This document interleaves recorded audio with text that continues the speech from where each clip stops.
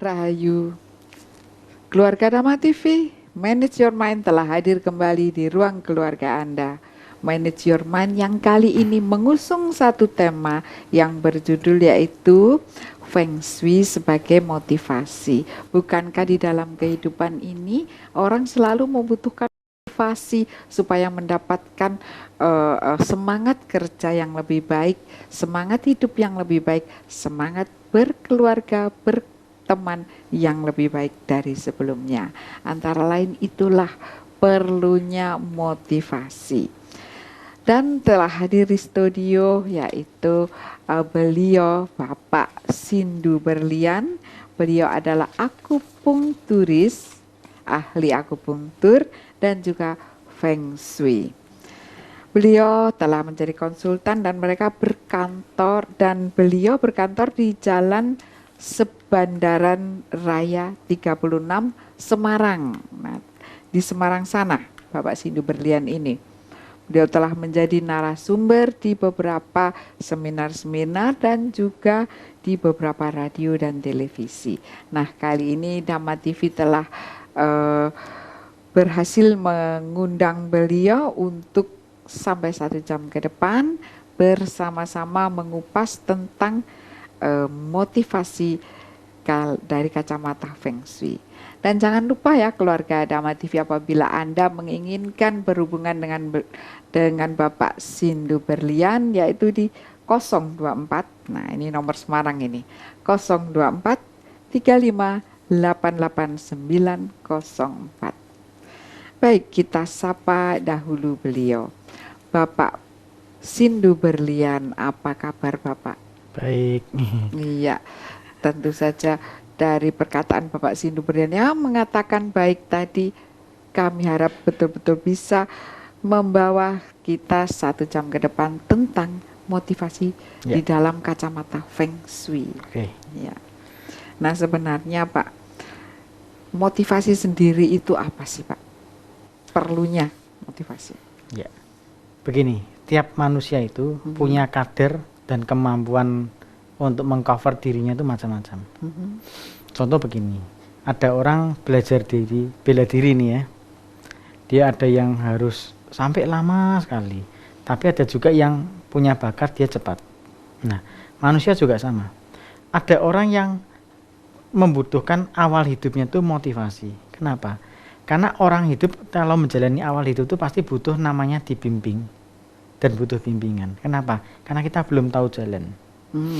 Kita butuh namanya motivator. Motivasi itu apa? Ngajarin kita yang baik itu bagaimana, strategi yang tepat itu bagaimana, yang cocok itu bagaimana usaha saya, yang cocok sekolah saya itu apa. Karena apa? Sebelum kita bicara kerja berarti bicara pendidikan yang cocok dulu.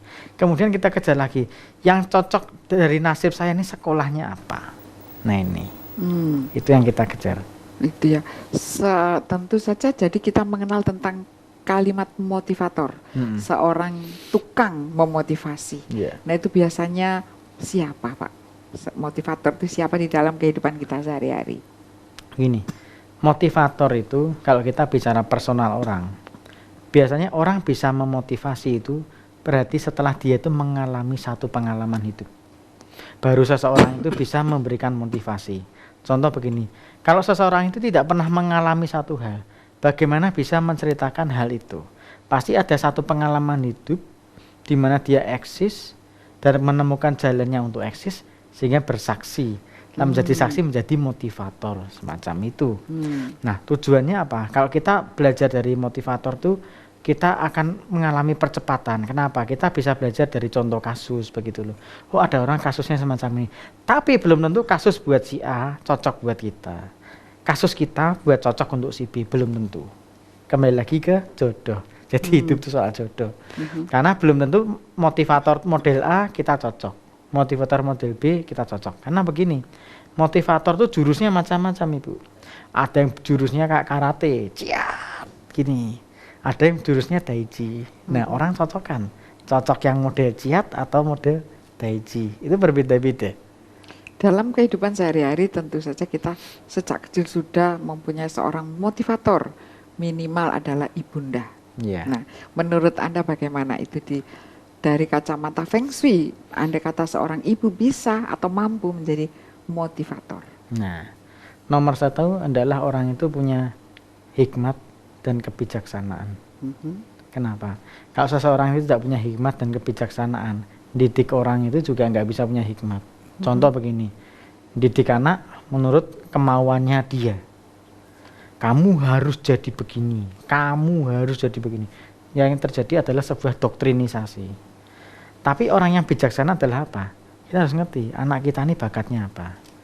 Kita arahkan sesuai dengan takdirnya. Dia ini punya kelahiran begini, berarti paling cocok diarahkan kerja begini, somben. Nah, kerja begini berarti pendidikannya harus dilewati adalah ini. Kalau kita punya biaya yang lebih, sekolahkan di negara yang lebih baik, itu lebih bagus. Contoh begitu. Tapi kan kita kadang ada juga orang idealis. Saya sih kepengen nyekolahin anak di luar negeri, tapi saya berat sih pengennya deket anak saja. Nah, itu kan juga menghalangi berkat buat anak itu. Iya, biasanya malah anak-anak yang terhalangi oleh Orang tuanya perasaan, sendiri. ya perasaan-perasaan Dari orang kerdil tuanya. ya, kalau saya bilang perasaan kerdil, karena sebenarnya kalau orang tua itu tidak melihat anaknya di sekolah, kan kita manusia tentu tidak bisa melihat terus-menerus. Alangkah baiknya kalau anak itu lebih baik disekolahkan di tempat yang baik, termasuk itu memberi motivasi begitu ya, Pak Betul. Sindu ya. Nah, di sini ada juga orang yang kadang-kadang melakukan perbuatan ya tanpa motivasi. Bagaimana ini Pak Sindu? Perbuatan tanpa motivasi. Ya, sekarang Bekerja tanpa motivasi, gelundung aja gitu. ya, kalau dia punya rezeki yang baik, Bisa, tanpa boleh motivasi pun ya bisa ngepasi pas bagus gitu loh. Tapi kalau dia punya struktur nasib nggak bagus, kan dia harus ada orang yang membimbing dia. Dan kita nggak bisa menggunakan begini, 1000 orang yang sukses satu, tapi satu ini dibesar-besarkan seolah-olah mewakili 1000. Itu kan ibaratnya agak lebay, iya kan? Nah, tindakan begitu itu seringkali malah bukan bermaksud membohongi, tapi kan belum tentu semua orang tuh mengalami nasib yang sama. Contoh begini, ada orang ngatain, kamu kok percaya Feng Shui tuh kayak orang gila, ya gitu. Ya, tiap orang kan punya keyakinan sendiri-sendiri. Ada orang bisa tidak percaya karena mungkin punya trauma, ketemu orang yang nggak tepat, kok nggak terbukti, ya. Tapi ada juga ketemu orang tepat, di mana ditatakan hidupnya tepat dan hidupnya eksis. Sehingga ketika dia melakukan membeli properti lagi, mendiri rumah baru yang lagi, dia pasti tidak akan lepas dari untuk menata Feng Shui ini dari awal lagi rumahnya ini, begitu. Jadi perlu juga ya Pengalaman. mempunyai seorang memilih, bisakah memilih ya motivator yang tepat? Rezeki, Gitu jodoh lagi ya. lagi. Selalu kembali ke situ. Dan kadang jodohnya ketemunya di umur berapa sama-sama kita nggak tahu. Dimanapun juga tidak bisa ditebak ya. Kadang ngobrol-ngobrol aja di pinggir pantai, ternyata dia seorang motivator, bisa saja membuat kita sukses yang Iya. Dan baik. kadang motivator itu belum tentu seorang motivator. Belum tentu. Kadang begini, kita dengar orang ngomong nyeletuk aja, kita terpukul, tergugah, sadar, oh iya ya, omongan orang itu ternyata benar juga ya ini. Padahal tidak sengaja dia berbicara dengan Betul, kita, kan mungkin betul. ya Pak Sindu ya. Dia sedang menasihati anaknya, kamu itu jangan begini, kita yang nguping ya, istilahnya nguping. Ternyata justru kita yang memakai kalimat dari ibunda yang sedang memarahi anak tadi. Jadi belum tentu ya Pak Iya, Sindu seperti ya. gini. Kamu orangnya ya. Ini kan satu, tapi yang sini nunjuk sendiri ternyata. Jadi ternyata diri ini yang lebih salah ya. Lebih banyak malah. Karena 3 ini. Iya, 3 nunjuknya yang satu, tapi ternyata nunjuk sendirinya 3 nih. Wah, repot ini. luar biasa sekali. Jadi ternyata artinya kita itu harus lebih banyak mengkoreksi diri sendiri ya, mengkoreksi diri. Jangan-jangan ada banyak kesalahan yang mungkin menghambat sisi perjalanan pekerjaan kita.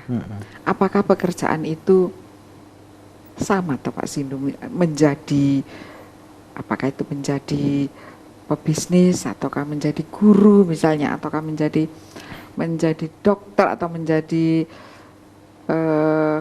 seniman misalkan ya. Apakah tetap juga diperlukan motivator menurut Feng Shui? Ada nggak motivator menurut Feng Shui? Jadi begini, kita bicara secara universal dulu.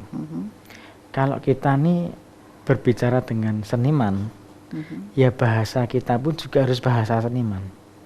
Kalau kita bicara orang bisnis, bahasanya pun juga keuntungan.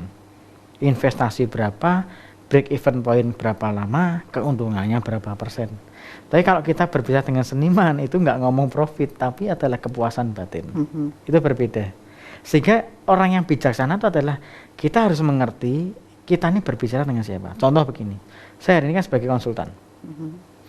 Kalau saya ketemu orang tipe naga, bahasa saya pun juga harus bahasa naga supaya nyambung.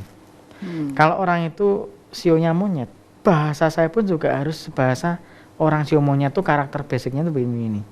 Kalau orang itu ayam, sio ayam nih, biasanya dia dengan basic kedetilan.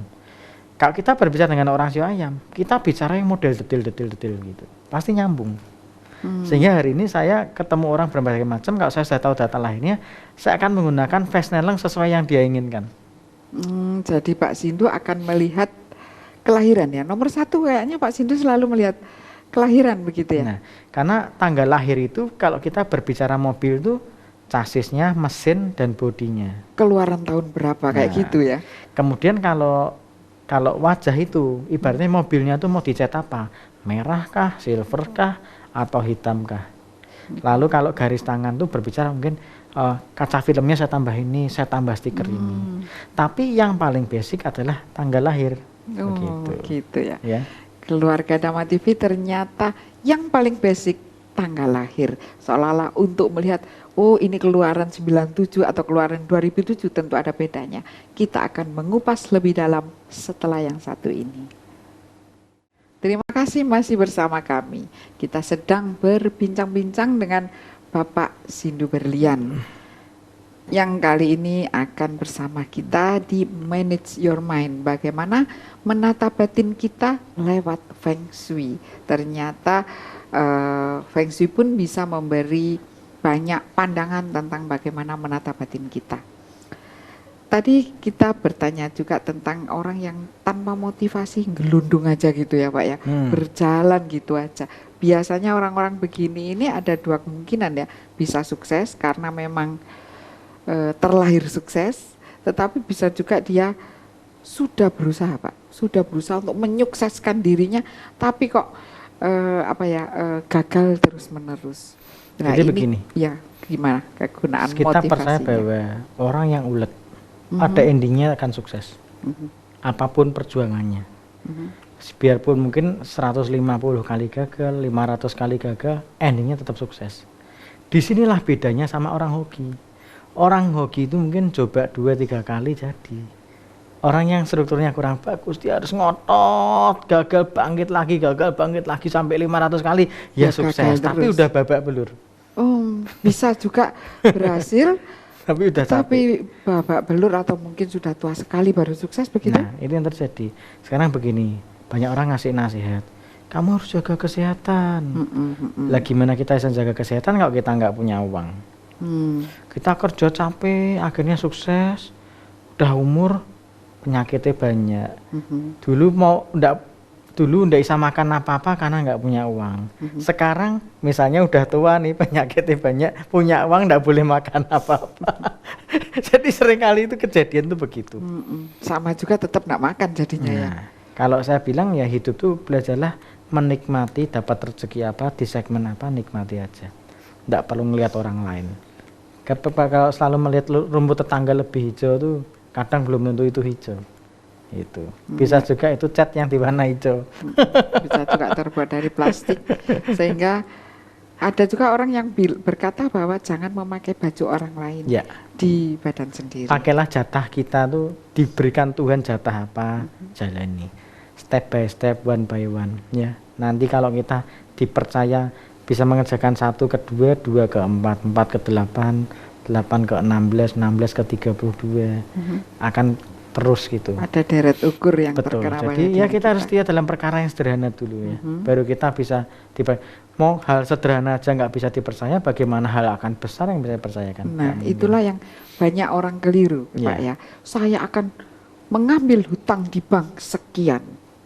juta akan saya kembangkan. Padahal kenyataannya begitu berjalan 3 bulan uang itu habis dan tidak berkembang. Banyak sekali hal-hal yang terjadi kan begitu. Tadi Pak Sindu mengatakan yang sebaiknya adalah bagaimana Pak? Kecil dulu atau yang sederhana kita lakukan begitu? Ya sesuai jatah, kemampuan dan iman kita. Ya. Misalnya begini, ada sebuah tantangan baru, tantangan iman misalnya. Contoh begini, tiba-tiba satu hari kita nih kondisi nggak punya uang, tapi tiba-tiba dapat properti ini sebenarnya harganya cukup miring. Nah, mau diambil nggak punya uang, nggak diambil kesempatannya lewat. Nah ini tantangan keberanian. Apakah Anda ambil eksis atau dilewatkan? Karena saya ketemu banyak orang yang sukses hari ini. Mereka adalah orang yang di saat yang tepat tuh mengambil kesempatan dan hari ini kaya mereka. Tapi orang yang tidak pernah mencoba untuk mengambil kesempatan, hari ini hidupnya begitu-begitu aja. Cuma mencari alasan kenapa saya gagal. Pecundang itu loh. Ya dulu gara-garanya gini. Wah eman-eman gini. Jadi nggak pernah menceritakan kenekatannya ketika eksis itu bagaimana gitu. Itu ciri-cirinya itu. Jadi selalu senangnya masa lalu. Wah dulu ngerti begitu begini. Ya buat apa kita cerita begitu? Lebih baik kan kita mencari cerita yang ketika saya dulu nggak punya uang Pak, saya nekat ambil ini Pak, hari ini begini. Nah itu kan kesaksian yang hidup.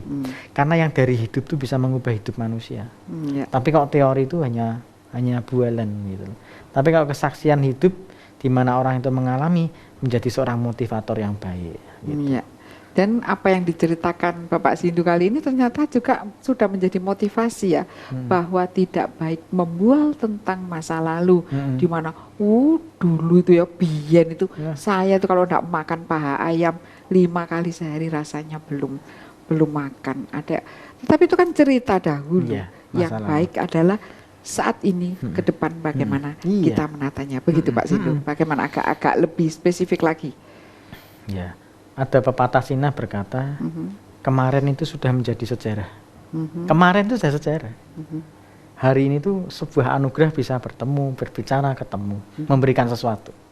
Besok itu masih menjadi sebuah misteri. Belum tentu ya. Nah, tapi dengan kita punya sebuah perencanaan, kita mengerti misalnya dengan Feng Shui ini, kita bisa ngerti, perencanaan kita tuh begini-begini. Tahun depan kurang bagus, berarti diem dulu. Selanjutnya bagus, kita jalan lagi. Nah, dari situlah kita akan mengerti tahap demi tahap, kapan saya harus diam, kapan saya harus berangkat perang. Itu istilah Sun Tzu kan begitu. Tahu kekuatan diri, tahu kelemahan diri, baru berangkat perang. Kita nggak tahu di saat kuat atau lemah, pokoknya nekat, perang, berangkat. Tahu-tahu bubar malahan. Sebuah peperangan tuh kemenangannya itu digantung dari perencanaan. Perencanaan yang matang menghasilkan sebuah kesuksesan. Gitu. Jadi hidup itu adalah perencanaan. Jadi apapun sebenarnya direncanakan harus saat ini hari ini ya. Sekalipun memang depan tuh sudah direncanakan pun kadang-kadang masih amburadul, apalagi tidak direncanakan. Contoh misal gini, masyarakat di Indonesia belum sadar berasuransi. Sehingga ketika banyak misalnya kejadian terutama di rumah sakit ya, untuk ngurus kartu miskin ini mereka menjadi masalah sampai tidak menjadi sampai hari ini kan, dari zaman dulu sampai ini kan terjadi banyak hal yang selisih gitu. Tapi coba di negara yang maju, setiap negara harus punya insurance. Orang sakit masuk rumah sakit itu langsung ditangani. Tapi kalau seseorang tidak punya insurance seringkali sampai hidupnya ditelantarkan. Padahal dia butuh pertolongan, tapi karena dia tidak punya insurance, hal itu sampai tidak dijalankan. Nah, disinilah yang namanya negara pun saya mengambil juga membuat satu terobosan-terobosan baru untuk membuat rakyat ini lebih sejahtera, meskipun itu membutuhkan proses waktu begitu loh. Tapi kalau kita mulai dari diri kita sendiri ya. Contoh misal kita membuat sebuah perencanaan, punya asuransi yang tepat, yaitu rumah diproteksi, mobil diproteksi, asuransi jiwa diproteksi, punya asuransi pendidikan. Itu adalah sebuah perencanaan. Kita nggak ngerti misalnya punya anak hari ini, 15 tahun kemudian itu nanti biaya kuliah itu berapa. Nah itu kan orang seringkali urusan belakang. Besok. Ntar dulu.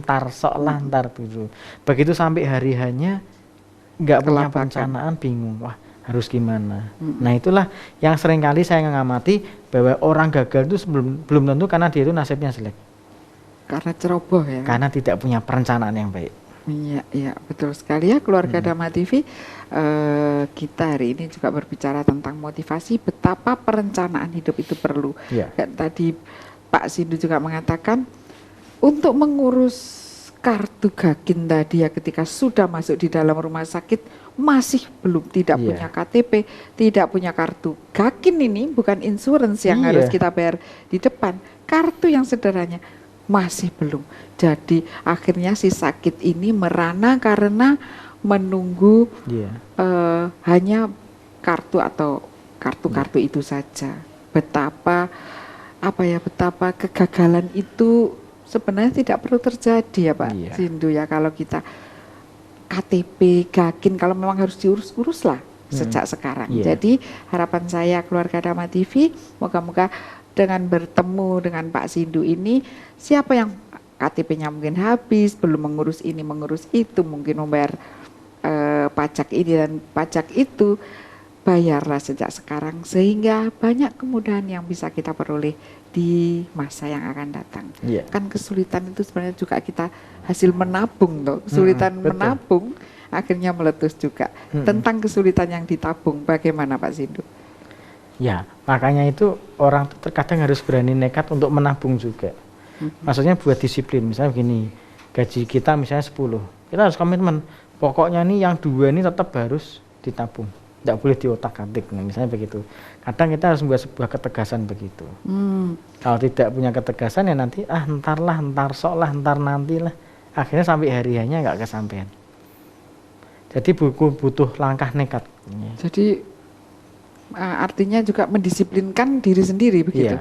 Sekalipun apapun yang terjadi, hujan atau panas, keluar uang atau tidak, yang segitu itu harus masuk ke tabungan.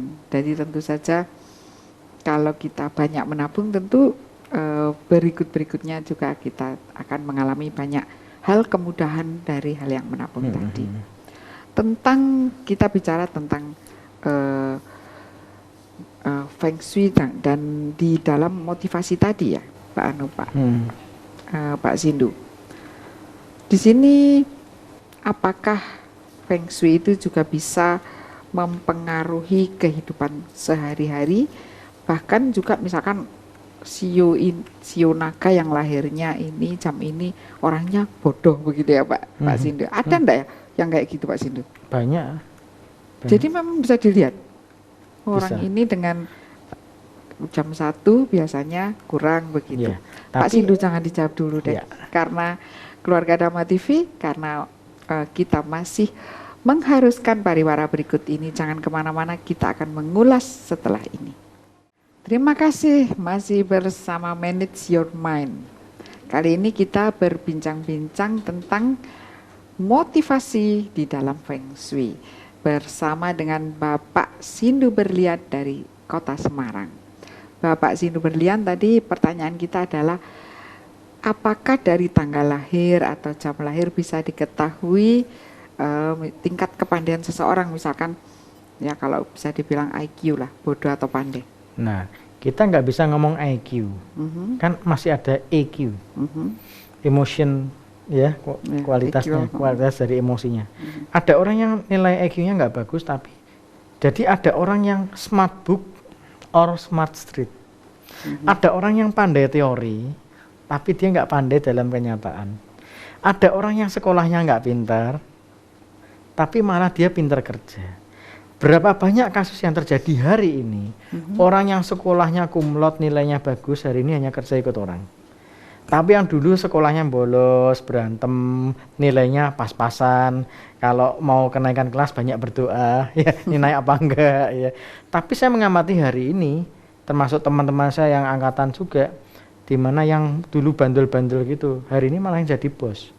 Tapi yang pinter-pinter akademik sekolahnya hanya kerja ikut orang hari ini gitu.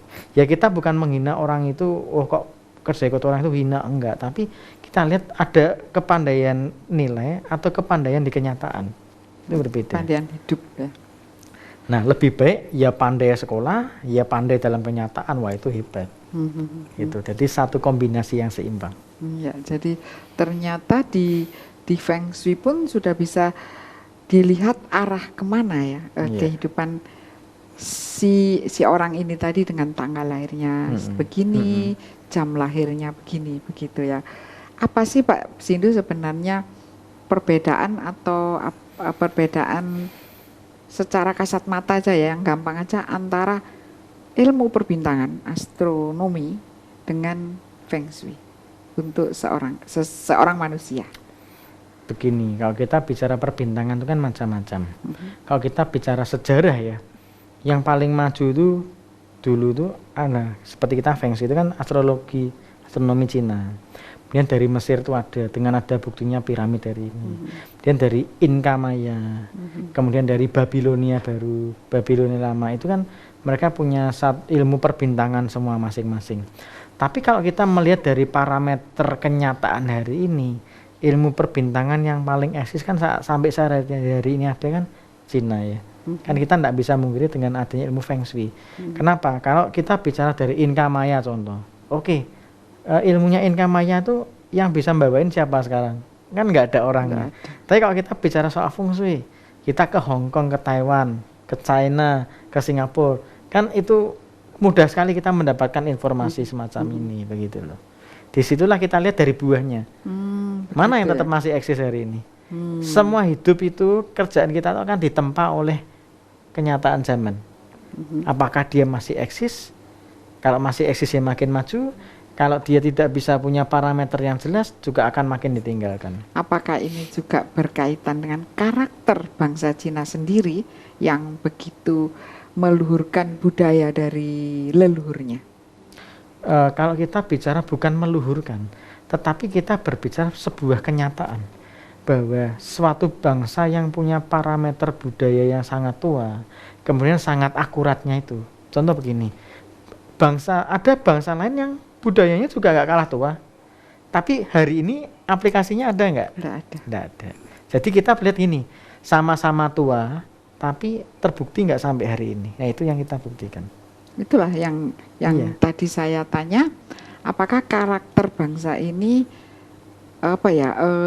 melestarikan apa yang sudah didapat dari leluhurnya yang terdahulu. Kan juga ada sebuah nas kita berkata, carilah ilmu sampai ke negeri Cina. Kan kita sangat populer sekali dengan perkataan itu. Dan memang itu betul-betul terjadi. Contoh begini, satu bangsa yang punya kedetilan sejarah ya, itu hanya bangsa Cina. Contoh begini, dinasti ini berdiri tahun sekian, dipimpin oleh kaisar ini. Kaisarnya tuh lahirnya tanggal sekian, bulan sekian, hari sekian, jam sekian. Sampai meninggalnya tanggal sekian, bulan sekian, jam sekian. Itu ada semua. Ada catatan sejarahnya sangat detail. Nah disitulah kalau kita berbicara tentang tertib administrasi bangsa, ya kita tidak bisa memungkiri bangsa Cina itu punya tata tertib administrasi yang sangat detail sekali. Dan itu terbukti sampai hari ini ada. Ya, dan itu bisakah menjadi motivasi bagi bangsa Cina sendiri atau mungkin bangsa lain di dunia? Apapun motivasinya, sesuatu yang positif itu harus kita ambil sebagai motif. Contoh begini, kedisiplinan administrasi, itu perlu kita contoh. Betul nggak? Kan dia punya kedetilan administrasi, kenapa kok bisa begini gitu. Kita belajar dari Barat apa? Manajemen Barat. Itu mereka tuh bisa menurunkan sampai ratusan tahun generasinya tetap ada. Bangsa Cina hebat di dalam penghitungan, tapi manajemennya dulu kan kurang bagus. Mereka pun berani belajar dari Barat. Barat pun belajar dari Timur. Sehingga ketika saya bilang tuh, Barat itu tetap lebih maju, tetapi Timur itu tetap lebih tua. Nah, bagaimana kita mengkombinasikan tuanya Timur ini sama modernnya Barat ini, kita gabung jadi satu. Begitu. Ya, mudah-mudahan betul-betul begitu. Nah, sekarang pertanyaannya adalah, bisakah seseorang ini termotivasi dan menuruti apabila seorang ahli Feng Shui memberitahu tentang apa-apa yang harus dikerjakan di depan menurut ilmu Feng Shui? Nah, nomor satu begini, orang kalau mau menanyakan sesuatu itu, dia harus punya apa? Pengetahuan dulu. Kemudian apa? ya juga percaya. Dalam arti begini, kenapa kok mau bertanya soal feng shui? Dasarnya apa? Percaya atau sekedar ingin tahu? Kalau sekedar ingin tahu, kita kasih tahu dulu pengertiannya begini. Dasar parameter pengertiannya begini. Kok bisa begini itu kenapa, mengapa, bagaimana, alasannya apa, pengertiannya apa, parameter dasarnya apa, solusi jalan keluarnya itu apa. Nah, itu yang kita cari.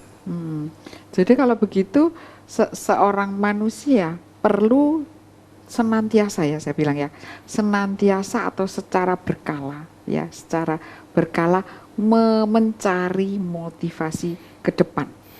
Apa perlu begitu? Kalau secara feng shui-nya berubah enggak ya? Kalau mungkin kalau di Indonesia belum seperti di Singapura ya. Kalau di Singapura ketika ini mendekati Imlek pindah tahun, orang-orang ini sudah pada janjian dengan ahli metafisik semacam saya ini menanyakan tahun depan nih aku harus bagaimana, begini.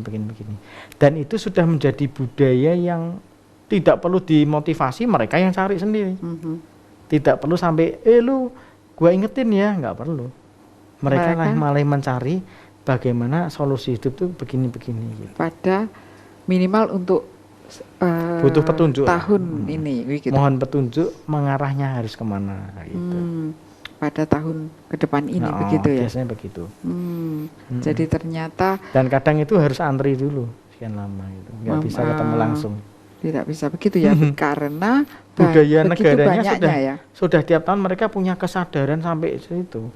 Jadi kalau kita menjadi praktisi di negara yang sudah pengertiannya tinggi gitu, kita udah nggak promo, tapi orang yang mencari seseorang harus bagaimana gitu.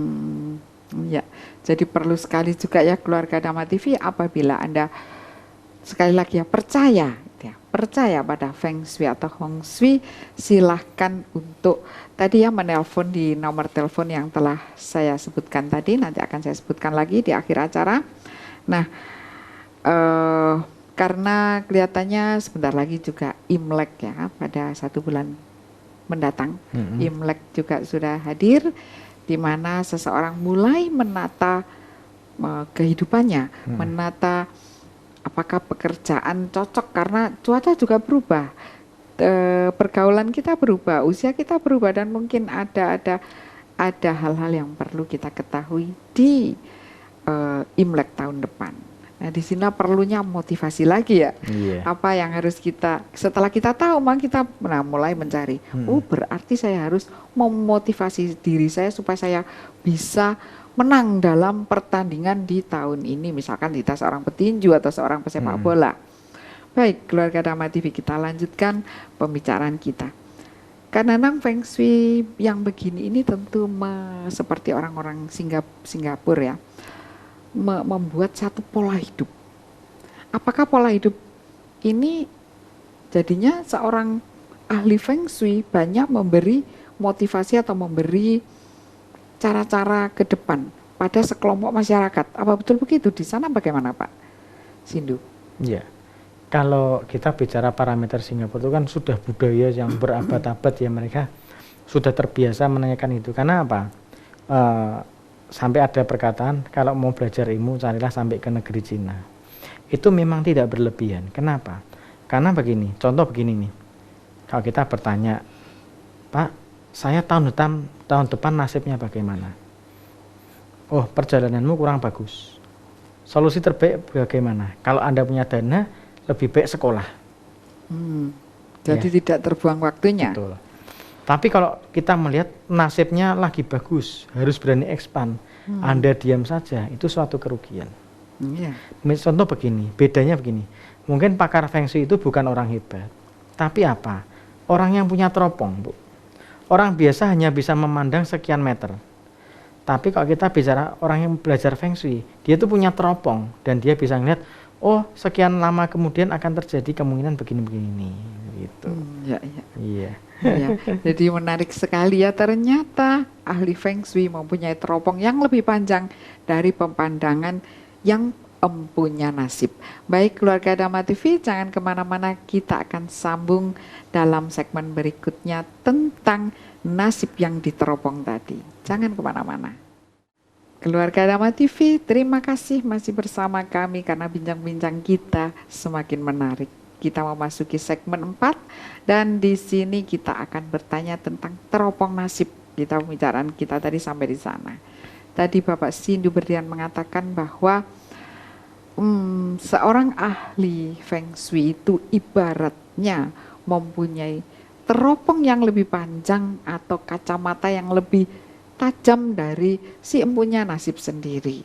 Sehingga bisa diketahui ya Pak, oh jalannya nanti berbelok setelah sekian waktu berbelok. Atau oh akan hujan setelah agak sorean. Betul. Sebenarnya pengetahuan itu mengetahuinya dari mana Pak? Nah, sekarang begini, kalau kita menggunakan namanya metode Pak Zi ya. Dimana Metode? Pak Zi itu adalah sio tahun, bulan, hari, jam. Setelah itu ada periode perjalanan. Nah, di periode perjalanan itulah yang kita bisa menganalisa seseorang itu nasibnya lagi bagus atau kurang bagus. Kalau nasibnya kurang bagus, seperti saya bilang, lebih baik sekolah. Tapi kalau nasibnya bagus, harusnya berani expand, investasi ini. Berani gitu. maju. Meskipun semua orang bilang, jangan invest tahun depan, tahunnya jelek, nggak bagus. Nah, nggak bagus kan buat orang lain. Buat kita, siapa tahu di saat yang nggak bagus, itu bagus buat kita. Tapi meskipun banyak orang ngomong, tahun depan ini bagus, tapi kalau buat kita nggak bagus, jangan diikuti. Jangan mengikuti apa kata orang. Tapi apa kata kita dapat nasib, dapat takdir apa, baru kita jalani. Itu yang paling bijaksana. Jadi jangan pernah apa ikut kata orang. Tapi apa kata yang kita dapat jatah hidup apa, kita jalani. Gitu. Ya. Jadi ternyata kalau begitu kita tidak perlu ragu-ragu apabila kita sudah mendapatkan nasihat atau sudah pegang istilahnya sudah pegang nasibku tahun depan kan baik. Begitu berarti maju terus saja begitu ya. Apakah juga terlihat Pak Sindu di nasib seseorang itu ternyata pada tahun berikut ini kamu bukan hanya di bidang keuangan ya, misalkan di bidang kesehatan, misalkan kamu sakit misalkan, apa juga bisa terlihat begitu? Bisa terlihat. Bisa ada jadi juga. Jadi secara simbolik misalnya ada bintang Cisa. Cisa itu kan disimbolkan pedang, benda tajam. Nah, di mana sektor kesehatan keluar namanya benda tajam semacam itu, berarti kan dimungkinkan kita akan terkena benda tajam. Bisa juga karena suatu kejadian atau apapun. Nah, kalau kita lagi mendapat banyak itu, nah itu saatnya mulai banyak berdoa atau kalau perlu berpuasa.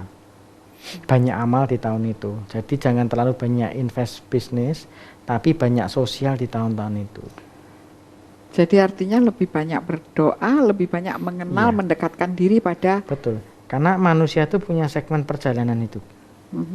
Setelah lahir kita punya saudara. Setelah kita punya saudara, kita punya pasangan hidup. Setelah punya pasangan hidup, punya anak. Setelah punya anak, mulai mikir apa? Kan biayanya mahal. Kita harus mulai cari kerja tambahan lagi. Setelah punya kerjaan tambahan, mulai cari-cari apa? Jalan-jalan. Punya duit, jalan-jalan.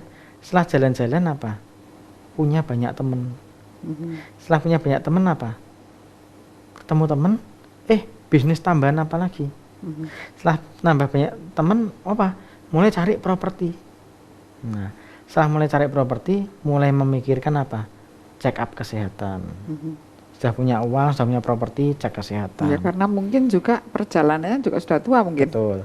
Nah setelah itu mulai kembali ke sektor karma, yaitu apa? Sektor religi. Saya bilang karma itu masuk kategori religi. Jadi ketika seseorang periode nasibnya lagi di situ, itu beda. Contoh gini, kita lihat dulu orang ini workaholic, tapi tiba-tiba hidupnya pelayanan aja, nggak peduli agama apapun. Iya, ya? Banyak begitu. Pelayanan aja hidupnya. Itu karena apa itu Pak? Ya lagi nasibnya lagi masuk sektor karma. Nah itu jangan bisnis. Tapi ada juga orang yang dulu ngurusinnya ibadah aja, tiba-tiba di saat tertentu, loh kok malah dagang sekarang, kok malah duniawi. Nah itulah yang orang bilang segmen nasib orang itu sendiri-sendiri. Ada yang harus duniawi dulu, baru urusan rohani. Ada juga yang masa mudanya urusan rohani, malah tuanya malah ngurusinya bisnis saja. Berbeda. Jadi jangan pernah menghakimi orang. Tiap orang sama kita berbeda. Bisa saja ya kita Beda. terkena nasibnya dia. Iya, jadi kita jangan menghakimi orang. Tidak baik. Karena baik, belum tentu, saya bilang nudingnya satu tapi yang ke belakang sini tiga. Mungkin malah. Lebih baik nudingnya itu langsung 5 jari gini ya. Jadi ternyata di sini Pak Sindu juga mengajarkan bahwa sebaiknya kita jangan memvonis orang, jangan mencela ya, mencela orang karena belum tentu diri sendiri tidak terkena seperti orang tersebut karena perjalanan nasib itu. Nah, kalau biasanya kan kalimatnya begini, perjalanan nasib siapa yang tahu? Nah, ternyata di sini ada yang tahu ya. Jadi kalau Anda ingin tahu bagaimana nasib Anda ke depan, di sini ada ahli Feng Shui yaitu Bapak Sindu Berlian yang beliau akan bisa menghitung nasib Anda yang dimulai dahulu dari basic tadi yaitu tanggal kelahiran Anda. Dan juga tadi saya sudah berjanji untuk membacakan nomor telepon beliau yaitu di nomor Semarang ini ya 024 35 88 904 Bapak Sindu Berlian. Nah, pertanyaan kita lagi Pak, suatu usaha manakala ini sedang berjalan dan kelihatannya tampaknya sih naik terus, tetapi kadang-kadang tiba-tiba hancur tanpa diketahui Feng Shui atau apa-apanya. Kira-kira begitu, apa Pak yang salah? Kelihatannya eksis ya, kuat semua, orang yang di dalamnya kuat semua, tiba-tiba perlahan-lahan jatuh. Kira-kira kenapa begitu Pak ya? Banyak loh kita lihat begitu. Bisa jadi begini, orang periode nasibnya lagi bagus, dia nggak butuh Feng Shui. Kenapa? Saya nggak pakai Feng Shui aja saya tetap bisa eksis. Tapi ketika perputaran nasib lagi muter ke bawah, lagi nggak enak, itu peranan Feng Shui baru terasa. Makanya kalau kita lagi nasibnya kurang baik, tapi kalau kita sudah punya penataan Feng Shui yang baik, itu agak mending. Misalnya jatuh pun tidak sampai tergeletak, kepleset bangkit lagi. Artinya, tapi kalau tidak punya Feng Shui yang bagus, kepleset geblak sisan ora tangi-tangi. Bahkan tidak terasa bahwa sudah geblak ya. Iya, istilahnya. Luar biasa sekali. Jadi itulah perlunya ahli Feng Shui untuk memberitahu bahwa jangan diterusin, nanti bisa-bisa kita betul-betul geblak. Bahkan yang ditakutkan sudah geblak, sudah sakit, sudah stroke, tidak tahu, belum merasa.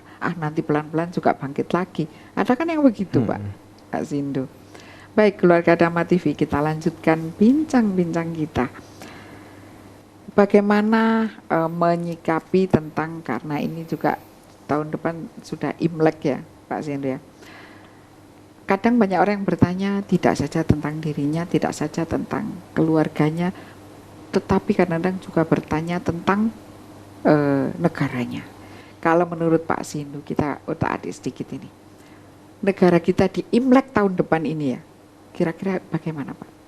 Ya, apapun tahunnya, kalau kita sebagai motivator, tahun depan pasti harus lebih baik dari tahun ini. Tahun depan memangnya tahun apa Pak? Tahun naga. Naga apa? Naga air. Tahun depan adalah naga air. Kalau bicara soal naga, katanya naga itu kan bisa diartikan raja atau kaisar, gitu ya, sesuatu yang besar. Tapi ini air Pak. Apa akan ada naga air atau akan ada banjir yang datang di negara kita? Ya, dimungkinkan akan banyak banjir di banyak negara, bukan hanya ini. Karena di mana elemen langitnya air, naga itu tanah tapi elemen dasarnya kandungannya air. Jadi tahun depan lebih banyak elemen air yang ini ya. Sehingga bisnis yang berelemen air ya akan makin banyak dukungan. Lebih baik? Iya, airnya akan makin banyak, berarti, tapi di satu sisi juga makin banyak saingan kalau dalam bidang yang sama. Persaingannya akan makin ketat. Gitu. Oke. Sebagai closing Pak Sindu, apa yang bisa diberikan kepada keluarga Dhamma TV menyikapi naga air pada Imlek tahun depan? Ya. Kalau kita berbicara dari parameter tahun ya, Indonesia kan tahun ayam. Tahun depan tahun naga, berarti ayam dan naga itu teman. Berarti kalau teman berarti kita berharap tidak banyak satu konflik ya, itu yang pertama. Kedua mungkin hanya ini fokus masalah pengairan. Nah kadang seringkali itu banyak orang tidak memperhatikan masalah pengairan. Padahal namanya Feng Shui itu kan adalah angin dan air. Rumus sederhananya adalah begini, suatu negara itu kalau mau baik dan bersih, sungai dan selokannya harus bersih. baru kita bisa menata lebih lanjut. Yaitu bisa dimulai dari bupati masing-masing atau gubernur masing-masing punya inisiatif, misalnya membuat lomba kebersihan. Barang siapa wilayahnya paling bersih akan dapat hadiah. Itu kan enak, bukan sebagai pimpinan yang maksa, awas ya harus bersih ya. Kan nggak perlu begitu. Kita bisa menggunakan kebijakan, kita buat lomba kebersihan, got yang Pak selokan paling bersih dan paling lancar, itu akan mendapat hadiah. Mungkin itu adalah solusi yang win-win solution. Motivasi. Jadi bukan sebagai mandat pemaksaan harus, tapi dimulai dari kesadaran sendiri. Itu paling baik. Iya. Terima kasih Pak Sindu ya telah bersama kami tentang motivasi di dalam Feng Shui. Dan waktu kita juga sudah habis, dan mudah-mudahan kita bisa jumpa lagi pada lain waktu. Keluarga Dhamma TV, kelihatannya waktu juga telah menunjukkan waktu habis. Saya Hani Sonyaruri beserta seluruh kerabat kerja mohon pamit, dan kalau ada sumur di ladang boleh kita menumpang mandi, kalau ada umur panjang boleh kita bertemu lagi. Sampai jumpa, Rahayu.